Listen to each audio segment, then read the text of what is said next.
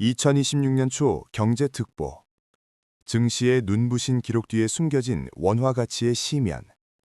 역대급 수출 실적에도 불구하고 왜 대한민국은 원화 가치 하락을 방치하고 있는가? 숫자의 잔치 속 텅 빈 지갑이라는 역설이 가계부채의 늪과 자본 유출의 파고 사이에서 서울을 최악의 딜레마로 몰아넣고 있습니다. 화려한 경제지표의 착시 현상에 속지 마십시오.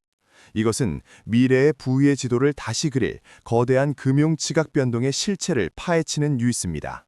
2026년 1월 2일 아침, 대한민국 금융의 심장부인 서울 여의도는 압박감 섞인 고요함에 잠겨 있습니다. 한국거래소의 전광판에서 코스피 지수는 4,300선을 돌파하며 역사적 이정표를 세웠습니다. 하지만 외환거래 데스크의 분위기는 완전히 상반됩니다. 원달러 환율은 1,441.8원에 도달했습니다. 주식시장은 환호하지만 자국 화폐 가치는 급락하는 경제적 역설이 눈앞에 펼쳐지고 있습니다. 이것은 단순한 변동이 아니라 국가 금연구조의 깊은 균열을 알리는 경고음입니다. 화폐는 언제나 한 국가의 경제 체력을 비추는 거울입니다. 산업통상자원부의 자료에 따르면 2025년 한국은 인공지능 반도체 붐에 힘입어 7천억 달러가 넘는 역대 최대 수출 실적을 기록했습니다. 그러나 국가부도 위험을 측정하는 지표인 CDS 프리미엄은 최근 한 달 사이 15베이시스 포인트 급등했습니다.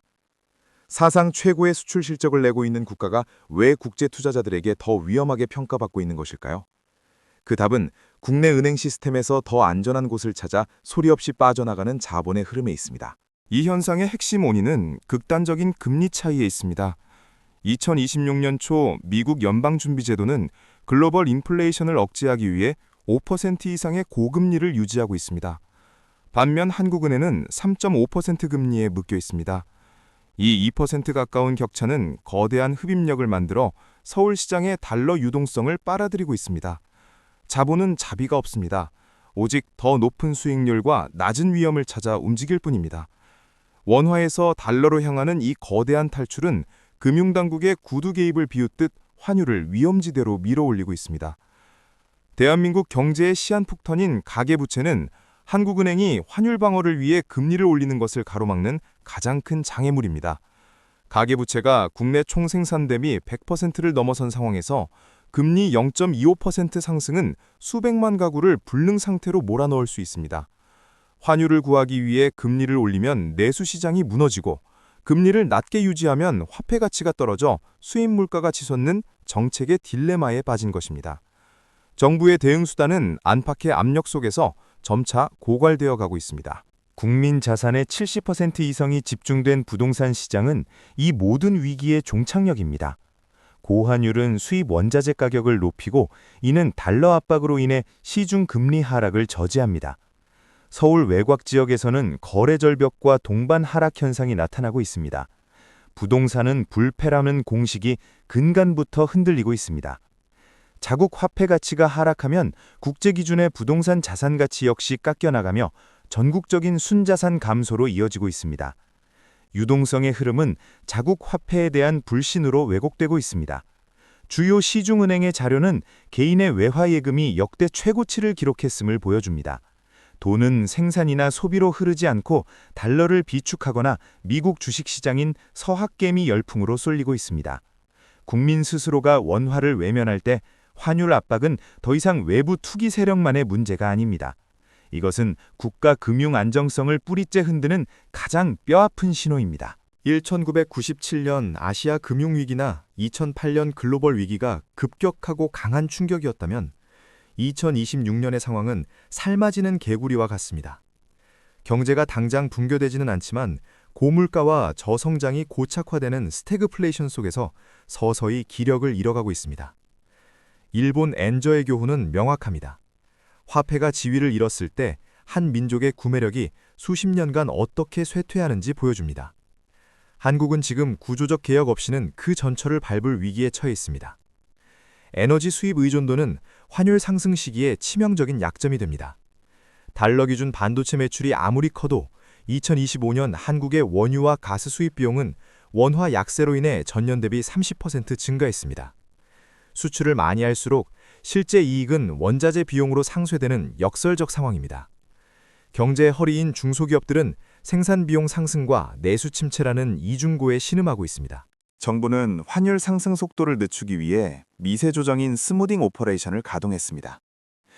하지만 시장은 그 이상의 대책을 원하고 있습니다. 미국과의 통화 스와프 재체결 논의가 화두가 되고 있지만 전문가들은 이것이 임시 방편인 진통제에 불과하다고 경고합니다. 근본적인 해결책은 기술적 조치가 아니라 한국 경제의 장기적 성장 잠재력에 대한 투자자들의 신뢰를 회복하는 데 있습니다. 원화 가치에 영향을 주는 또 다른 그림자는 인구 구조의 위기입니다. 국제 신용평가사들은 한국의 역대 최저 출산율을 화폐 가치 산정 모델에 반영하기 시작했습니다. 노동인구가 줄어드는 국가는 미래 생산성이 낮아질 수밖에 없고 그 국가의 화폐는 힘을 유지하기 어렵습니다. 오늘의 1,441원이라는 환율은 단순한 단기 지표가 아니라 2040년과 2050년에 고령화된 한국에 대한 시장의 냉정한 공포를 반영하고 있습니다. 이런 상황에서 개인들은 자산 관리 전략을 진화시키고 있습니다. 위험 투자 대신 달러를 통한 방어가 보편적인 개념이 되었습니다. 자산 포트폴리오를 글로벌 자산으로 다변화하는 것은 이제 강남 부유층만의 선택이 아닌 중산층 전체로 확산되었습니다. 환율이 오를수록 달러를 사고 그 행동이 다시 환율을 끌어올려 원화를 약화시키는 악순환이 반복되고 있습니다. 제2금융권의 부동산 프로젝트 파이낸싱 부실 위험은 위험 수위에 도달했습니다. 수십조 원 규모의 대출이 유동성 경색으로 인해 부도 위기에 처해 있습니다. CDS 프리미엄의 상승은 금융 시스템 내부에서 균열이 발생할 수 있다는 경고입니다. 만약 대형 금융사가 흔들린다면 부실 채권과 고환율이 결합하여 지난 10년간의 경제 성과를 앗아가는 거대한 폭풍이 될 수 있습니다. 그럼에도 불구하고 희망의 불씨는 남아 있습니다. 한국은 여전히 인공지능 시대의 핵심 공급망을 쥐고 있는 세계 최정상급 기술 강국입니다. 단순 제조 강국에서 고도화된 기술 및 금융 허브로 전환하는 것만이 유일한 탈출구입니다. 외국 자본을 다시 불러들이는 힘은 금리뿐만 아니라 30년 넘게 유지되어 온 폐쇄적인 외환시장 규제를 완화하고 기술 혁신을 이루는 데서 나옵니다. 2026년 1월 2일 저녁, 여의도 고층 빌딩들의 불빛은 여전히 밝습니다. 격동의 하루가 곤에 섞인 숫자들과 함께 마감되었습니다. 야간 시장에서 환율이 소폭 하락할 수는 있지만 구조적 압박은 그대로 남아 있습니다. 시장은 정부와 한국은행의 다음 행보를 숨죽여 지켜보고 있습니다. 우리는 극적인 반등을 목격할 것입니까? 아니면 국가 화폐의 고난 어린 장의 시작을 보고 있는 것입니까? 화폐는 거짓말을 하지 않습니다. 그것은 한 민족의 위상과 실력, 그리고 공포를 가장 솔직하게 투영합니다. 2026년 초의 환율 전쟁은 경제학자들만의 문제가 아니라 한국 경제 전체의 체질을 묻는 시험대입니다. 원화 가치를 지키기 위해 필요한 것은 외환 보유액 수치가 아니라 유연한 경제 구조와 미래에 대한 강한 확신입니다. 오늘 여의도의 밤은 길지만 그것은 미룰 수 없는 개혁을 준비하기 위한 정적이어야 합니다. 최신 경제정보 업데이트를 확인하시려면 구독 버튼을 눌러주세요.